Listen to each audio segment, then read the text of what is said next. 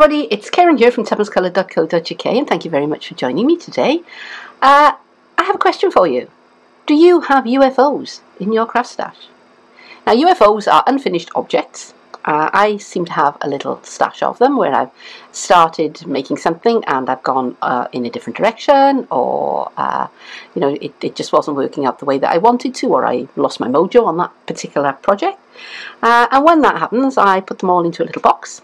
And I was sorting through that box the other day and I thought, you know what, I think I can probably make something with some of these UFOs. So that's what I'm going to do today. So stay with me and we'll see what we come up with.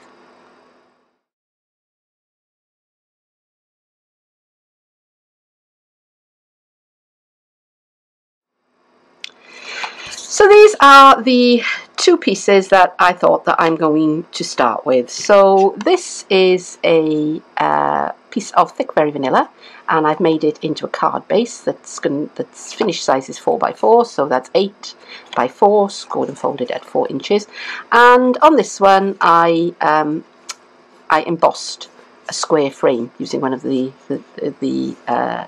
layering squares framelets, and as I recollect, this one was a little bit larger than I wanted for that particular project, so I've set that on one side.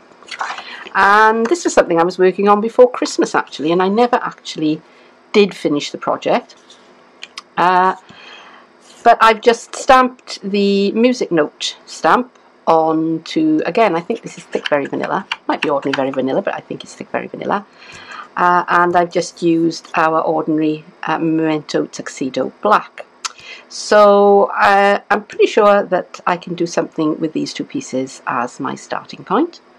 Yeah, I'm going to go and play. In case you didn't see it, here is how I made that embossed frame on my card. So I started off by marking the centre of my card on the reverse. So I'm on the inside of the card, and I just drew 2 light pencil lines from corner to corner of what's going to be the front panel of the card, and then I took my die and I carefully lined it up with those marks that I'd made. And when I was happy, I took a couple of pieces of low tack tape and held the die down. Now the cutting edge is facing into the card at this point, so it's facing away from me. Got the platform of my Sizzix and one cutting plate, turned my card over, got my squishy mat, and now I've got my embossing plate. Mine is black, yours might be white, and I ran it through my machine. So this was the square, 3, 2, 1. So this was the layering square that I used to emboss the back of the card. And this is the one that I've used to die cut out a piece of my stamped berry vanilla. So it's a little bit smaller all around than the actual card. Now I actually cut out 2 pieces because I'm not sure whether or not I'm going to like this next bit. So we'll give it a try and we'll see what we think. I've got Merry Merlot,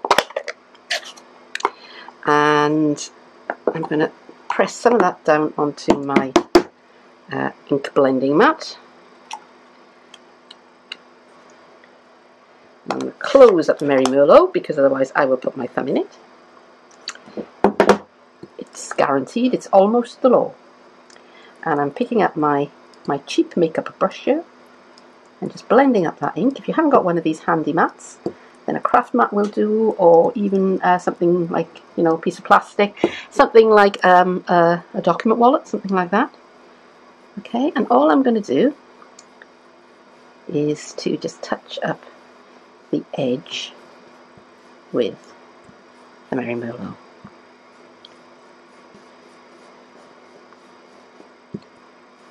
Don't want to go too far in. I want to keep a good piece in the middle that's completely untouched.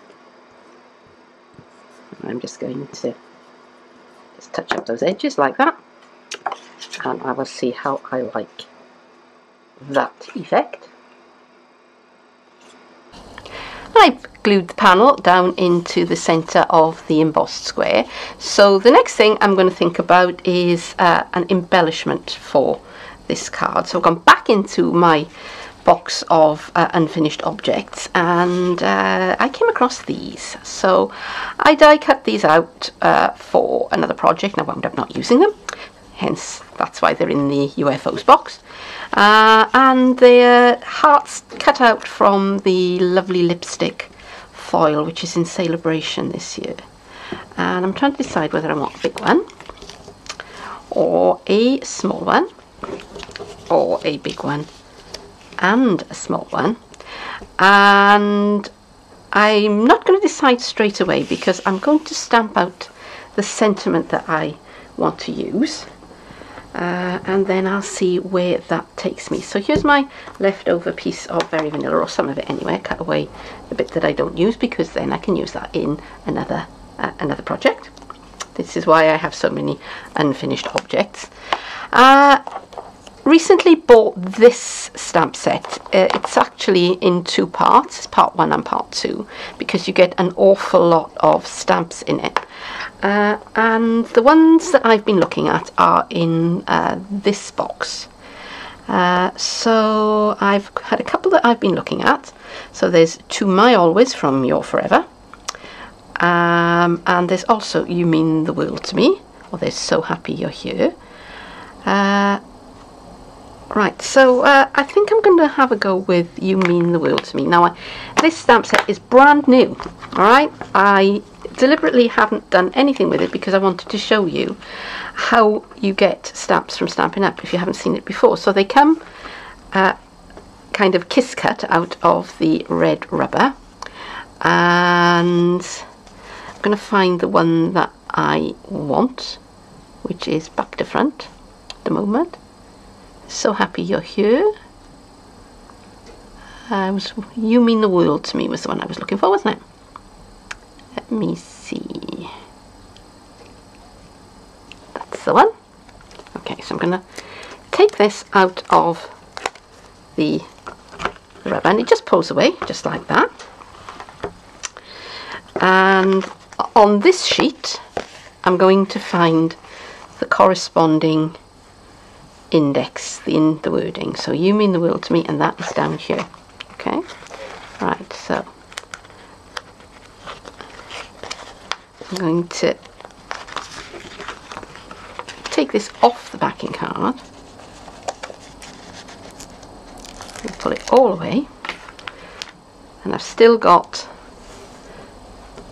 the white backing on the back of it. Now these are cling stamps, and that means that when you stick this backing onto them, it sticks. Alright, so you're going to make sure that you've got this the right way up, which is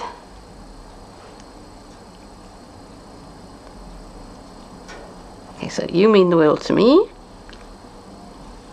and You Mean the World to Me goes that way. And actually I haven't got the right stamp here. Okay, so I've just pulled out the correct stamp from the rest of the red rubber, the big red rubber piece there, and I'm just removing the backing from it. I've got my stamp backing, and I want to make sure that I've got them the right way up. And this is the way that I like to do it. I take off half of the backing first, and then I try, let me put this in the middle so you can see it, try to line this up as close as I can, and you know, take your time, because once this sticks you are not going to get it off, and if it goes on crooked, it's going to be crooked forevermore. Okay, so happy with that. So now I'm going to flip that back. I'm going to keep my thumbnail there at the edge because I do not want this sticking to itself, and then I just press that down. And now that is super clingy.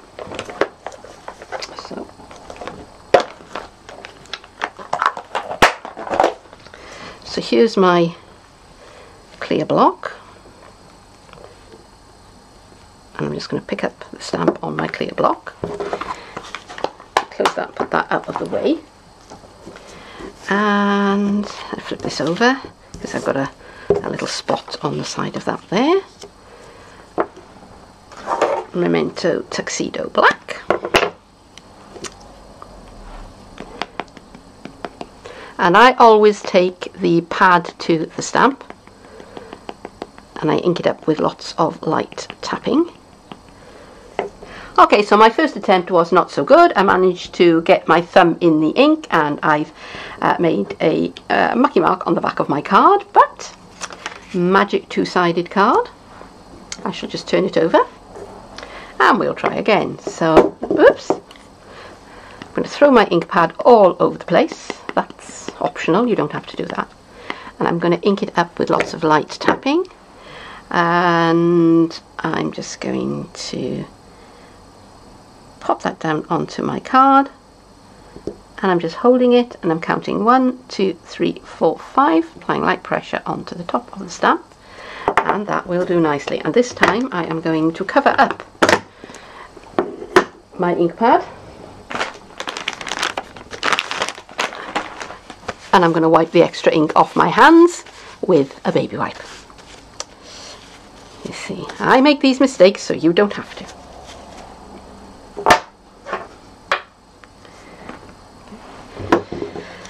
Now I could go and get a little punch and punch that out. The classic label punch would be just about perfect, but I'm just going to trim it out just with my scissors, just by eye.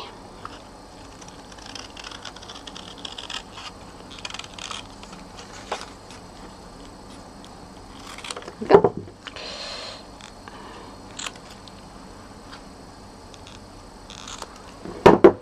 Okay.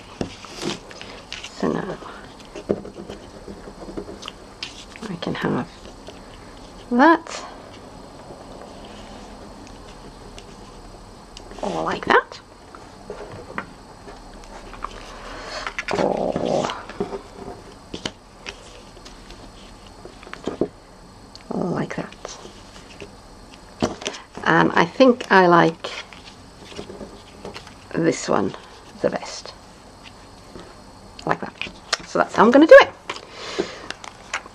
But you know what, if you're making a card like this with your unfinished objects, you'll probably have something different going on.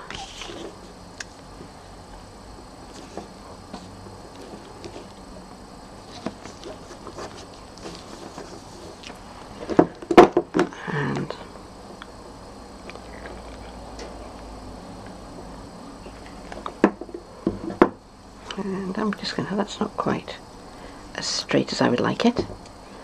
And it would have been better if I'd spotted that before I put the glue on, but you know what, it is what it is. So there you go. And at the end of the day, it's only a bit of card. It's not life and death, and it's meant to be fun.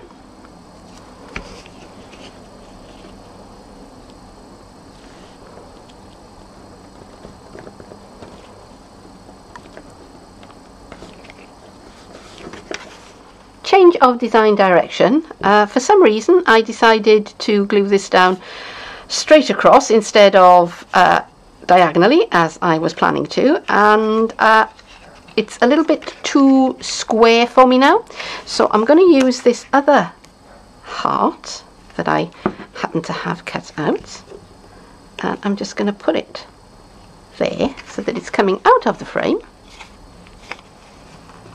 and it just makes it a little bit more quirky, which I prefer.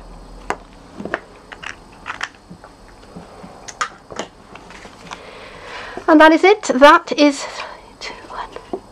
So there it is, my card made with some of the unfinished objects in my stash. So how about you? Do you have UFOs in your craft stash? Let me know what you're going to make with them, because I would love to know about it. And why not hop on over to my Facebook page and leave me a picture, show me what you've done, because I really would love to see it.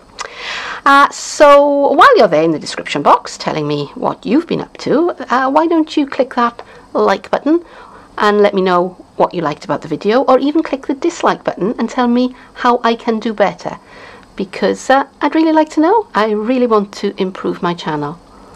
But that is it for today. Thank you very much for joining me, and I would love it if you came back and saw me again sometime soon. But for now, bye bye.